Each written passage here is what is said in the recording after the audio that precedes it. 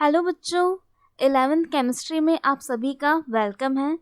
तो आज हमारा जो सेकंड चैप्टर है यानी स्ट्रक्चर ऑफ एटम, उसके आज हम लास्ट टॉपिक यानी मुलिकन्स ऑयल एक्सपेरिमेंट को रिवीजन करेंगे। तो चलिए अब इसे शुरू करते हैं।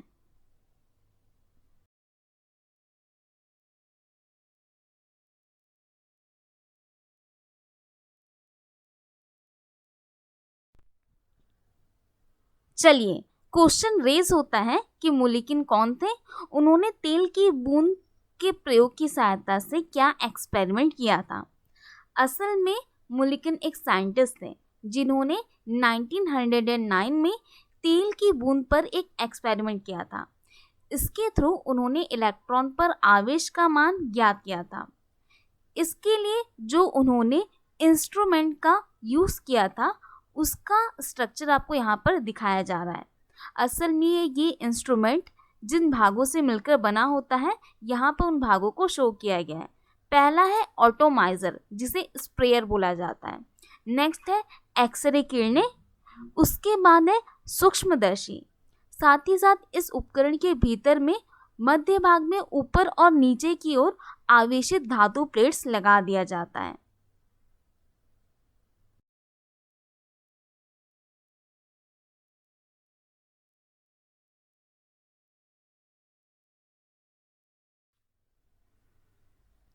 ओके बच्चों, तो हमने इस इंस्ट्रूमेंट के सभी भागों को एक साथ देख लिया है।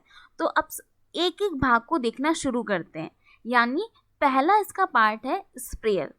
असल में इस इंस्ट्रूमेंट में सबसे ऊपर की ओर या वॉल के दोनों ओर एक स्प्रेयर को लगा दिया जाता है। इस स्प्रेयर में असल में तेल को भर दिया जाता है। देन स्प्रे करने पर जो तेल रहती है वो तेल बूंद के रूप में इस इंस्ट्रूमेंट के भीतर प्रवेश करती है। इस वजह से इस स्प्रेयर का प्रयोग किया जाता है ताकि इंस्ट्रूमेंट में हम तेल को एज अ ड्रॉप के रूप में इंसर्ट करवा सकें।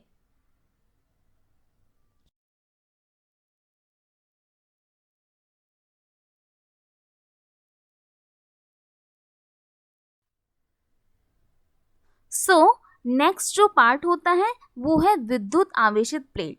असल में इस इंस्ट्रूमेंट के भीतर में दो प्लेट को धातु की प्लेट को लगा दिया जाता है और ये धातु की प्लेट को हम बैटरी से जोड़ देते हैं जिससे कि ये प्लेट आवेशित हो जाती है। इसी कारण से इसका नाम पड़ा है आवेशित धातु प्लेट्स। अब क्या होता है, जैसे ही हम इन दो प्लेट्स को बैटरी से जोड़ देते हैं और विद्युत धारा प्रवाहित करते हैं तो इन प्लेट के कारण से इस उपकरण में विद्युत क्षेत्र उत्पन्न हो जाता है। तो इस प्रकार से ये आवेशित धातु प्लेट वर्क करता है।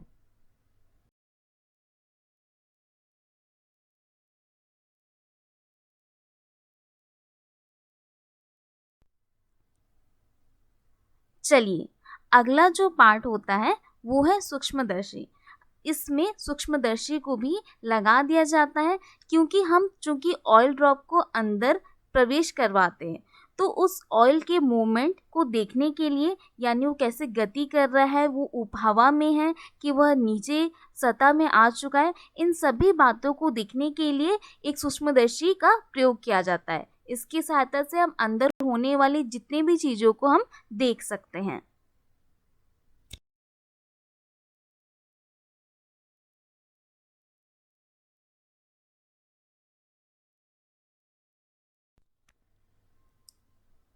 एक इम्पॉर्टेंट पार्ट होता है इस इंस्ट्रूमेंट का, वो है एक्सरे किरणें। असल में यहाँ पर एक्सरे किरणों के प्रवेश के लिए भी एक एरिया या फिर एक भाग बना दिया गया है। ये इसलिए किया जाता है ताकि हमारा जो ऑयल ड्रॉप है वो आवेशित हो सके। ऑयल को आवेशित करने के लिए ये एक्सरे किरणें बहुत बड़ी भूमिका निभाते हैं। कैसे निभाते हैं ये हम उस एक्सपेरिमेंट में देखेंगे। तो चलिए अब इस एक्सपेरिमेंट को करना शुरू करते हैं।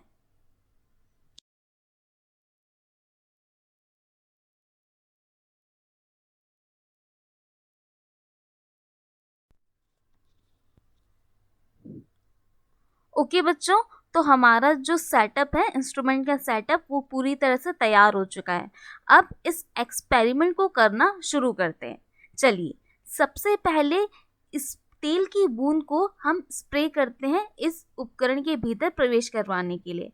जैसे ही स्प्रे करते हैं, तेल एज अ ड्रॉप यानी बूंद के रूप में इसके भीतर प्रवेश कर लेता है। यहाँ पर आपको क्लियरली दिखाई दे रहा है कि किस प्रकार से ऑयल ड्रॉप यानी बूंद के रूप में यहाँ पर प्रवेश कर चुका है। येलो येलो जो आपको ड्रॉप्स दिखाई दे रहे हैं, असल में वो तेल की बूंद है।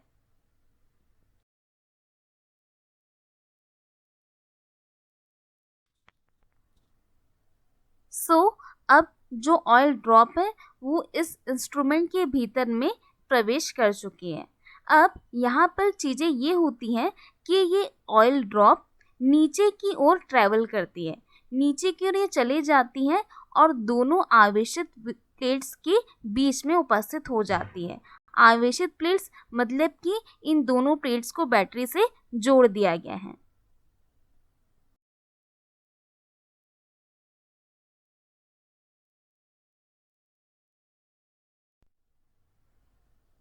बच्चों, मैंने आपको एक्सरे किरणों के बारे में ये बताया था कि ये बहुत इम्पॉर्टेंट रोल निभाने वाले हैं तेल की बूंद को आवेशित करने में। असल में जब ये तेल की बूंद दोनों आवेशित प्लेट के मध्य में उपस्थित हो जाती हैं, तो ऐसे कंडीशन में एक्सरे किरणों का इस उपकरण के भीतर में प्रवेश करवाया जाता है, जिससे कि एक्सरे किरणें वायु को आवेशित कर देती है, जिससे इलेक्ट्रॉन निकलते हैं। अब इस प्रकार से वायु से जो हमें इलेक्ट्रॉन मिलता है, उस इलेक्ट्रॉन को ये तेल की बूंद लेकर ऋण आवेशित हो जाती हैं। मैं कहती हूँ, एक्सरे किरणों को जैसे ही प्रवेश कराया जाता है, तो ये इस उपकरण के अंदर मौजूद वायु को आवेशित कर देती है, जिससे कि इलेक्ट्रॉन निकलेगा। उसी इलेक्ट्रॉन को ये तेल की बूंद लेकर ऋण आवेशित हो जाती है।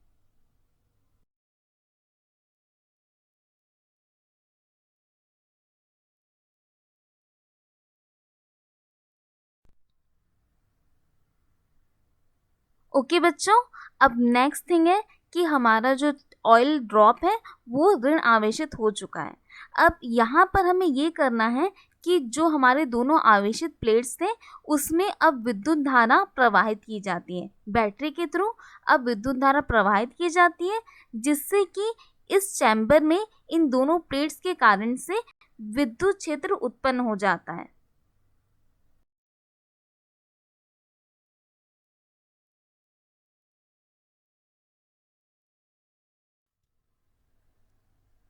यहाँ पर विद्युत क्षेत्र के कारण से तेल की बूंद पर विद्युत बल काम करता है, और दूसरा, चूंकि ये तेल की बूंद नीचे की ओर ट्रैवल कर रही है, तो इस पर जो दूसरा बल काम करता है वो कहलाता है गुरुत्व बल। अब विद्युत बल और गुरुत्व बल के बीच में इस प्रकार का बैलेंस किया जाता है कि ये आवेशित बूंद हवा में ही रहता है। नेक्स्ट, इस एक्सपेरिमेंट को बार बार किया जाता है, जिससे कि इलेक्ट्रॉन पर जो आवेश ज्ञात हुआ उसकी वैल्यू है 1.602 इंटू 10⁻⁻19 कूलाम प्राप्त होता है। तो इस प्रकार से बच्चों, इलेक्ट्रॉन पर आवेश का मान 1.602 इंटू 10⁻⁻19 कूलाम प्राप्त हुआ।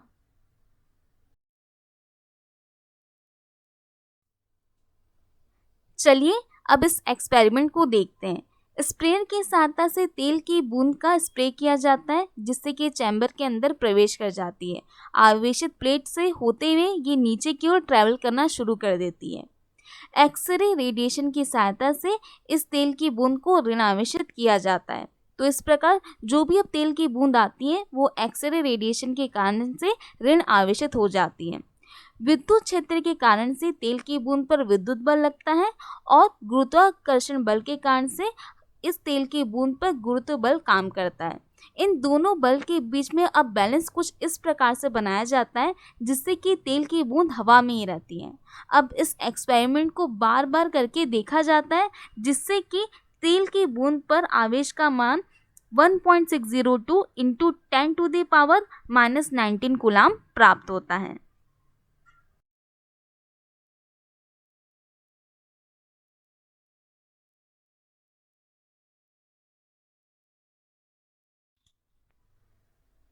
ओके, चलिए अब एक बार इसका क्विक रिवीजन कर लेते हैं। सबसे पहले इस इंस्ट्रूमेंट के स्ट्रक्चर को देखना है कि इंस्ट्रूमेंट किन किन पार्ट से बना है। फर्स्ट है स्प्रेयर, सेकंड आवेशित धातु प्लेट्स, थर्ड सूक्ष्मदर्शी और फोर्थ एक्सरे किरणें। इन पार्ट से मिलकर ये उपकरण बना हुआ है।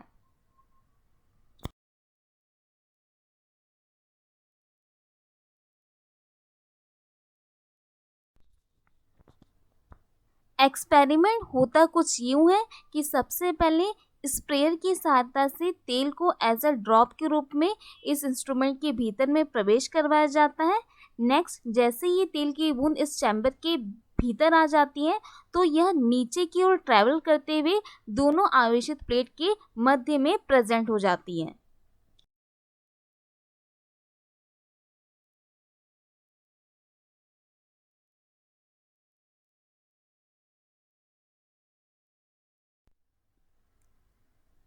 आगे एक्सरे किरणों को हम चैम्बर के भीतर प्रवेश करवाते हैं, जिससे कि ये एक्सरे किरणें वायु को आवेशित करके इलेक्ट्रॉन देती है। इस इलेक्ट्रॉन को ये ऑयल ड्रॉप लेकर ऋण आवेशित हो जाती है। नेक्स्ट थिंग, बैटरी के थ्रू अब आवेशित प्लेट में विद्युत धारा प्रवाहित की जाती है, जिसके कारण से इस चैम्बर में विद्युत क्षेत्र उत्पन्न हो जाता है।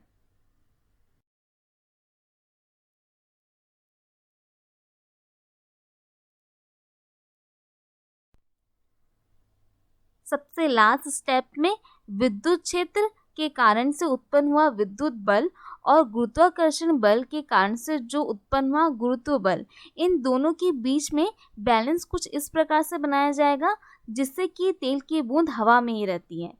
इस एक्सपेरिमेंट को बार बार करने के पश्चात हमें इलेक्ट्रॉन पर जो आवेश का मान प्राप्त होता है उसकी वैल्यू है 1.602 इंटू 10⁻⁻19 कूलाम। तो बच्चों, ये है मुलिकिन का एक्सपेरिमेंट।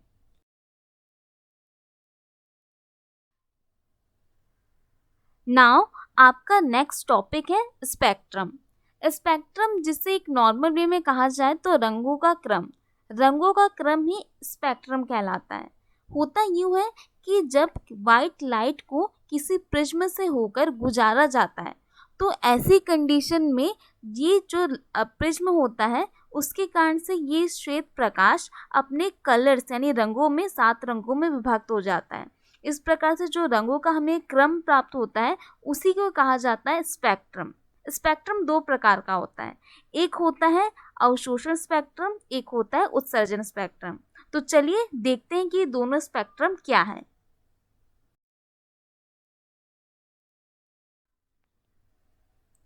सबसे पहला है अवशोषण स्पेक्ट्रम। अवशोषण स्पेक्ट्रम में कैसे प्राप्त होता है? ठीक है, होता ये है कि जब हम किसी पदार्थ में श्वेत प्रकाश का इंसिडेंट करवाते हैं तो ये पदार्थ उस रेडिएशन को एब्जॉर्ब कर लेता है। अब जब हम इसका स्पेक्ट्रम देखते हैं तो हमें एब्जॉर्ब स्पेक्ट्रम डार्क लाइन के रूप में दिखाई देते हैं। तो बच्चों, यहाँ पर जो आप देख रहे हैं, यहाँ पर आपको ब्लैक बैंड दिखाई दे रही, पतली बैंड, तो असल में ये वो बैंड है जिसे उस पदार्थ ने अवशोषित कर लिया है, या फिर उस रेस को या उस विकिरण को उस पदार्थ ने अवशोषित कर लिया है। तो इसलिए इसे कहा जाता है अवशोषण स्पेक्ट्रम। अवशोषित वाला पार्ट ब्लैक बैंड के रूप में हमें या फिर ब्लैक लाइन के रूप में दिखाई देता है।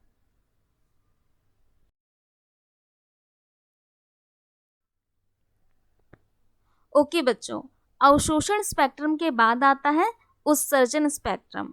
उत्सर्जन स्पेक्ट्रम कैसे मिलता है?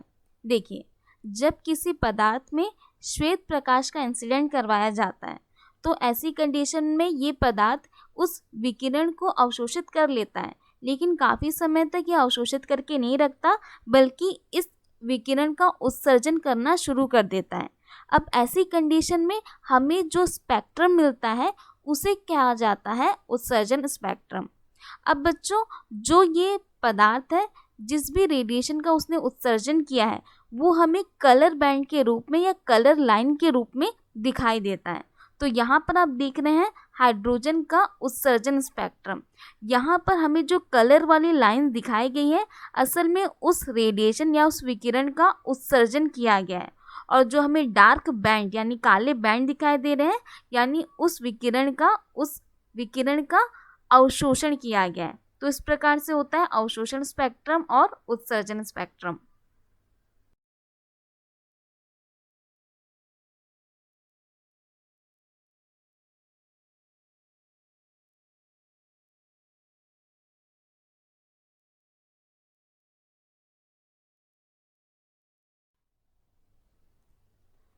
चलिए बेटा, तो आज आपका सेकंड चैप्टर खत्म होता है।